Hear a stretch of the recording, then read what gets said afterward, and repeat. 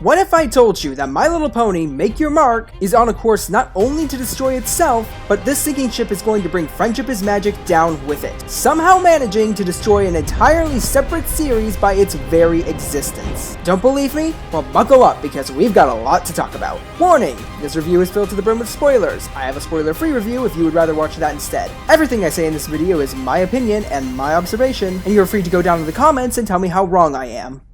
So, I honestly don't know if I have ever seen a more empty story. This special is really not all that special. I want to talk about the plot for this video, but there isn't really any plot to talk about. It's really just, the crystals are losing their magic, and stuff is happening. So instead, let's talk about the various story elements within the episode, starting with the character that had literally 20 seconds of screen time, but played literally no role in the film. This Dark Alicorn character. Now, I'm willing to bet that upon seeing this character, this was the desired reaction the writers had in mind. Whoa! Is that an evil alicorn? That's so cool! She's so mysterious, it makes me so excited for the upcoming episodes! I can't wait! Now, I don't know about you, but my reaction to her looks something more like this. What? Who is this? Oh! Gosh, what the heck? That is disgusting! Oh, good gravy, I think I'm gonna throw up. I highly doubt that was the desired response. I don't know why they chose such awful colors for her character. She is absolutely hideous! Now, villains are generally allowed to be ugly, but not to the point where you can't even stand them being on screen. Chrysalis is ugly, but she's not make you want to vomit ugly. She's the cool kind of ugly, and is actually intimidating just by appearance. But that's just her design. Now the question is, will she be a good villain? No. Or at least, I have been given no reason to believe she will be a good villain. I have, however, seen multiple red flags that will suggest she will be a terrible villain, and they come in the form of other problems in the storytelling. Now, I took a lot of notes on the story while watching this, and I realized while writing the script for this video I did not have enough time to get through all of my points, so brace yourself for a speed round. Now keep in mind, this isn't even anywhere near the full list. Why has nobody noticed the loss of magic? Ponies fight every day, so shouldn't magic be disappearing constantly? Why did a small fight suddenly cause it to storm? Shouldn't it be storming constantly if that's all it takes? Where the heck is Sprout? He should be standing right alongside Posey in this story, who, by the way, was insultingly underutilized.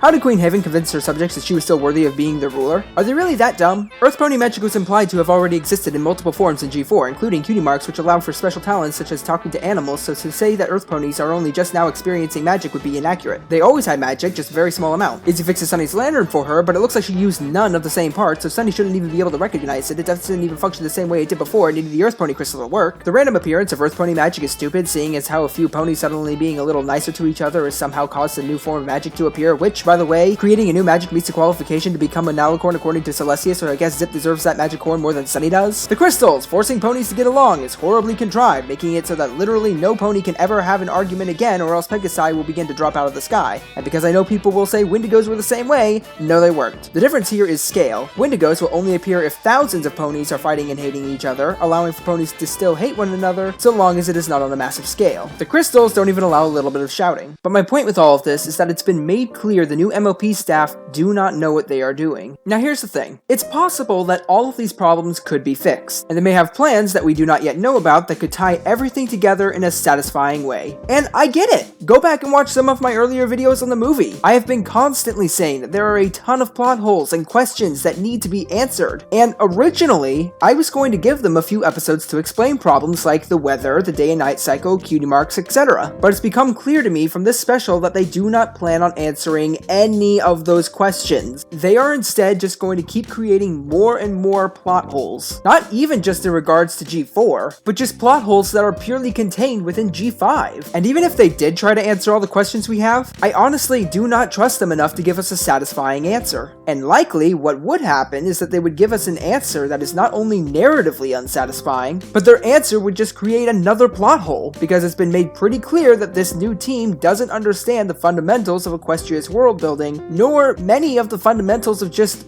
basic writing. So they took the chance they had in this special to fix the issues that were brought up in the movie, and instead, they doubled down on stupid and not only ignored the problems, but brought on twice the amount of issues they had in the film. And somehow, in only half the time. I will say though, it is impressive just how bad they messed stuff up. The only other example I can think of a franchise that has retconned itself this badly would be the Star Wars sequel trilogy. But keep in mind, those were only 3 movies. We still have an entire series to get through. And do you want to know the worst part about all of this? It's the fact that if they decide to write stories involving characters from G4, I do not trust them to do it right. I believe that if this new team got their hands on those characters, they would immediately turn them into the shallow 2-dimensional characters we all praise them for not being. I think that there would be multiple times where they step out of character, or they take multiple steps backwards in terms of character development that they had across the series. And everything they built in G4, in terms of unifying the world, would be destroyed in their lifetime purely so that we can make this new cast do it all over again.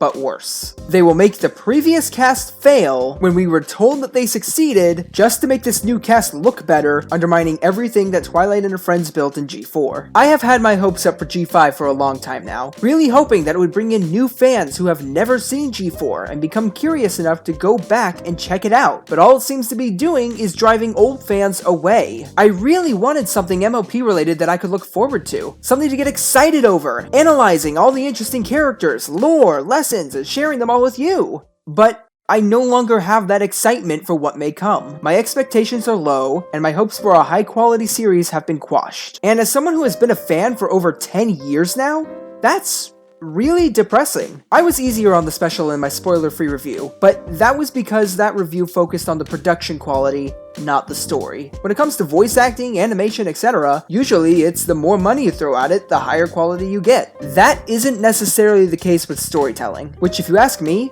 is the most important part about a show, and it's the main reason Friendship is Magic did so well. I could be wrong about all of this. It wouldn't be the first time, but given what we have seen thus far, I don't know how I could be, but I sincerely hope I am wrong. But because I want to end on a high note, I will leave you off with this. You look great today. Just amazing. With that, this is Starstrike, signing out.